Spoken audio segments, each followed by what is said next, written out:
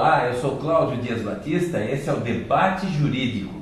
No programa de hoje vamos falar sobre um assunto muito interessante. Já já você vai saber o que é. Nossos convidados de hoje são a doutora Milena Oliveira, a doutora Marcela Patekoski e o doutor Murilo Padilha Zanetti. Nós vamos agora saber sobre o tema. Ellen Lopes, é você. Olá, doutor Cláudio! Nosso assunto de hoje é danos morais. Você sabe o que é dano moral? Sabe dar algum exemplo? Já aconteceu com você ou com alguém da sua família?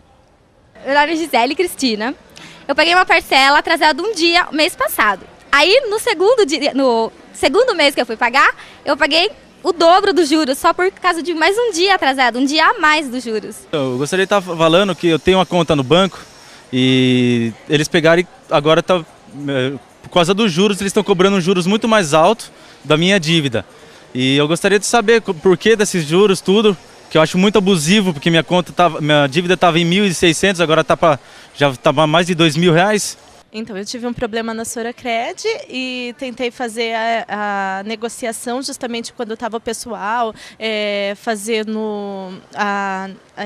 o pagamento, né, sem juros, né, aqui na praça, e eu tentei fazer a negociação, não foi possível sem juros. Devido ao precisar do meu nome limpo, tive que fazer o pagamento com os juros abusivos mesmo. E a Sorocred não tem como, os juros deles são muito abusivos, são taxas assim irreais e não tem como fazer nenhum tipo de negociação. Obrigado, Ellen. Então, o nosso tema de hoje são os danos morais. Doutor Murilo, de uma maneira bem simples, como que a gente pode dizer o que é dano moral? Então, doutor Cláudio, o mero aborrecimento, o pequeno dissabor, não é indenizado. Por que não é? Porque o juiz tem como consciência o quê? O homem médio. O homem médio, ele se ofenderia nessa situação? Quem seria esse homem médio? É o homem comum do dia a dia. Então, se ele se sentir ofendido, sim, essa situação é indenizável moralmente. Mas não, isso é um corriqueiro, é algo banal. Não, essa situação não é indenizável. Agora eu vou fazer uma pergunta aqui para a doutora Milena. Eu quero saber dela, no caso, na verdade, que aconteceu, como que você se sentiria? Você, telespectador, será que seria um dano moral você ter o direito de assistir o parto de uma criança e chegar lá e não poder assistir esse parto? Doutora Milena, nós temos um caso parecido com isso, né? Que o pai tentou assistir o parto e não conseguiu. Como é que foi isso? Sim, nós temos um caso desse no escritório, que foi o cliente, a mulher dele ia dar à luz no hospital regional, ele se direcionou até lá, chegando lá ele foi impedido de entrar no quarto para ficar acompanhando a mulher dele durante o parto. Ele falou que esse direito era assegurado, tem uma lei estadual que assegura esse direito, mesmo assim não deixaram. Ele foi na residência dele, imprimiu a legislação, chegou no hospital, mostrou a legislação pro médico, para os responsáveis do hospital. Mesmo assim, eles ficaram enrolando e quando ele foi ver, a mulher dele já tinha dado à luz e ele não presenciou isso junto com a esposa dele. Ele foi entrado com uma ação e o juiz considerou que ele sofreu sim danos morais e foi indenizado em R$9.000. Ok. Também, muitas vezes, nós pensamos, e algumas pessoas em bairros, normalmente em bairros carentes, isso acontece. A companhia de energia, ela faz fiscalizações temporárias e a companhia de energia eventualmente pode chegar e dizer que houve um problema com o medidor. Nós estamos recebendo cada vez mais ações de pessoas contra companhias de energia. Doutor Murilo, o senhor pode contar como é que isso acontece, por favor? É um abuso. Tá a moradora na sua casa, toca a campainha, entregam para ela uma conta dizendo, seu medidor, essas contas são tudo seu, esses débitos enormes são seu, porque esse medidor da senhora está fraudado. Existe o popular gato no medidor da senhora, a gente vai retirar esse medidor, vamos trocar por outro e a senhora tem um débito de R$5.000, R$6.000, R$7.000. A consumidora, sem saber o que vai fazer, ela acaba assinando, porque ela não conhece seus direitos, não sabe, assina a confissão de dívida e depois tem um débito de 6, 7 mil sem ter nem tido prova do contrário. Essa confissão de dívida dá para ser anulada depois que ela assinou? Pode ser anulado isso, doutor? Isso é anulado, doutor. Já está pacífico já.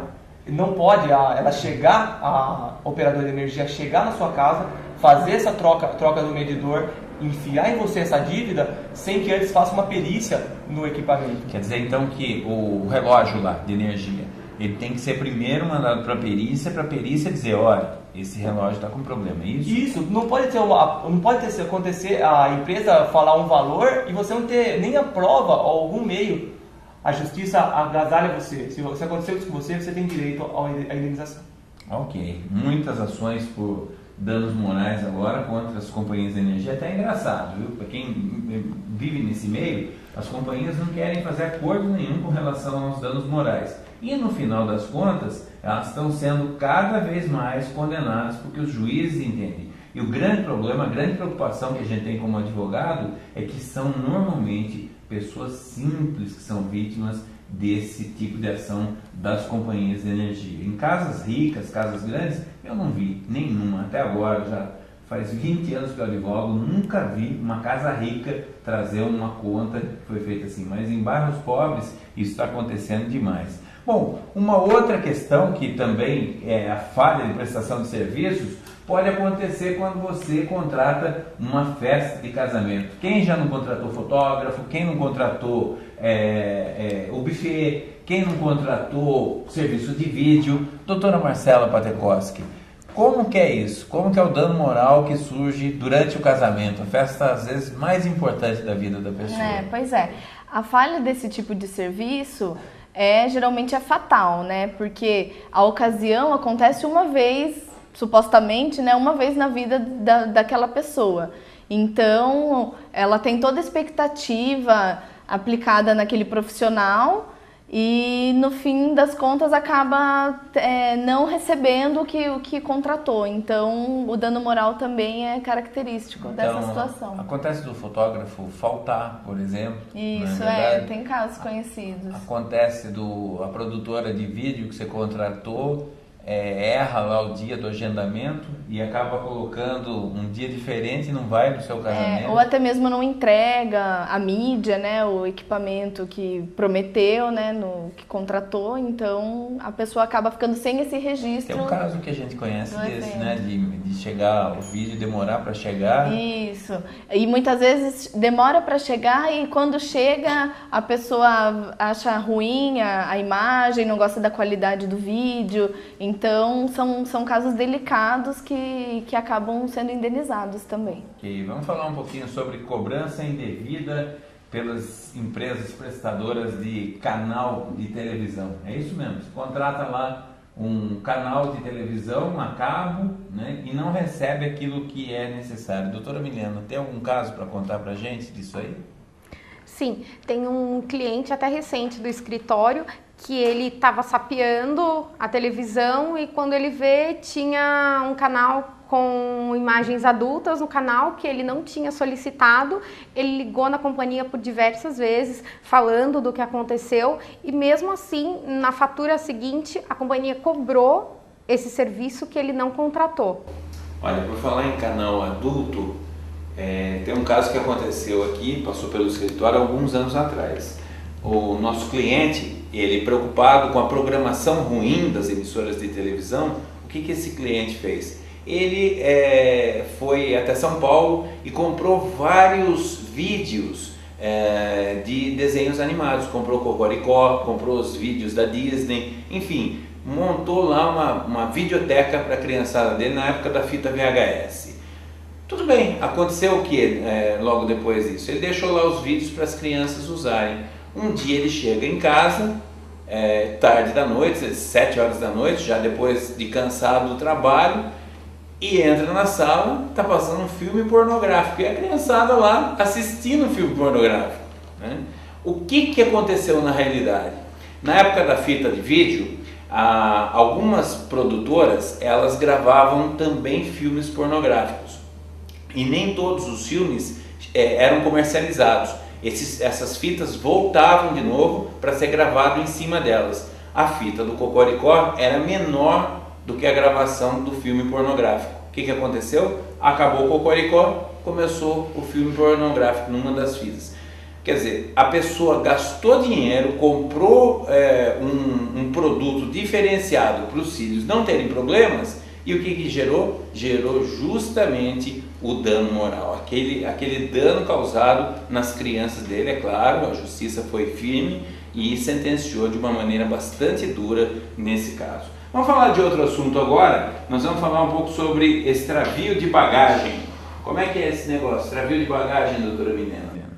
Bom, extravio de bagagem, você vai viajar para algum lugar, chega no seu destino e sua bagagem não está lá, ela foi extraviada. Você está em um lugar desconhecido muitas vezes, que fala outra língua e você está sem seus pertences.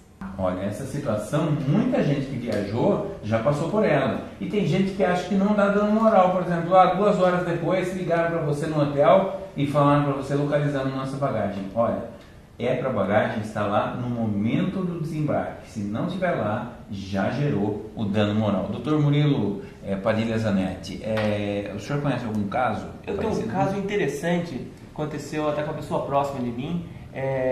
Ela foi fazer um concurso fora, segunda fase do MP, foi até Minas Gerais, uma pessoa de São Paulo. Para esse concurso ela precisava de livros, que ela devia usar, uma série de 3 ou 4 livros. Quando ela chega no aeroporto em Minas Gerais, para surpresa dela, onde estão as malas? Onde estão as malas que ela ia usar? A roupa que ela ia utilizar no dia da prova, os livros que ela ia utilizar, todo o documento dela foram extraviados, perdeu. Ela tinha que fazer a prova no dia seguinte e não tinha nenhum livro, nenhum documento. Ela teve que correr, comprar livro, comprar roupa para fazer a prova e infelizmente ela não conseguiu passar. Olha, nós temos um outro caso, que é uma empresa que trata faz medições geológicas, e essa empresa usava para fazer o equipamento de uma antena. Essa antena custa por volta de R$30 mil. Não dava para ir junto com a pessoa que ia operar esse equipamento dentro do avião, então foi no compartimento de bagagem. Lá no contrato de transporte aéreo, está escrito que eles não indenizam equipamento eletrônico. Inicialmente, a dúvida da empresa, quando nos contatou, foi: escuta, está escrito aqui que não pode para eles, para a justiça não, a justiça vai mandar indenizar. Isso aí correu um processo, foi até o final o processo, e no final a empresa ganhou o direito de ter a sua antena de volta, o valor da sua antena de volta, receber pelos gastos que teve, porque o rapaz foi lá para medir e a medição tinha que acontecer, teve que alugar de uma outra empresa aquele equipamento. Esses gastos foram indenizados também. Quer dizer, o dano moral ele é muito mais amplo do que a gente pode talvez imaginar. Mas eu vou falar de um dano moral muito comum de acontecer, que é o nome no SPC. Dr. Murilo, isso talvez seja o que mais dá ações de indenização, né? É o que mais dá, e é o que as empresas mais abusam. Por mais que ainda a justiça esteja pegando no pé e sejam indenizações altas, elas deixam o nome, a pessoa paga, o nome fica 2, 3 dias, e também aqueles nomes que aparecem negativados sem medo nem ter entrado na loja. Aí é um ponto interessante.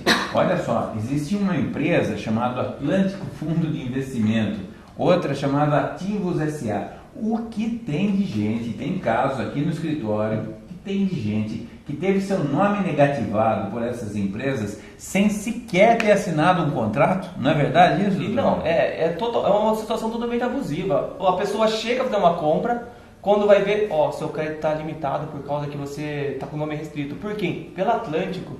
Eu nem sei quem é Atlântico. E a pessoa não pode fazer a compra por seu nome estar negativado. Ela vai até a justiça, busca uma liminar, consegue tirar seu nome e no final ela tem direito ao danos morais. É isso aí. Bom, quero agradecer a presença de todos vocês aqui para falar sobre dano moral, e eu acho que vocês estão curiosos para saber o que a gente vai ter na semana que vem em termos de programa. Vamos saber o tema da semana que vem, Ellen? Na semana que vem vamos falar sobre divórcio. Você sabe a diferença entre os direitos do homem e da mulher? Obrigado, Ellen. Semana que vem eu conto com vocês aqui para a gente falar sobre esse tema tão importante. Muito obrigado pela presença de todos vocês. Debate Jurídico volta na próxima semana aqui nesse canal. Um grande abraço para você e até lá!